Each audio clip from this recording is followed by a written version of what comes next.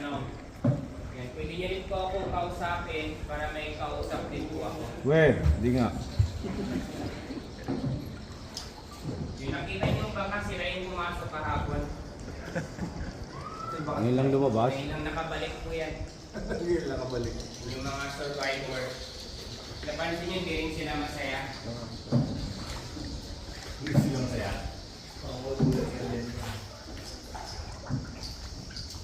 May dalang camera po, pwede naman po kayo sa loob mag-take ng picture. Bali yung bawal lang mag-picture yung walang camera po.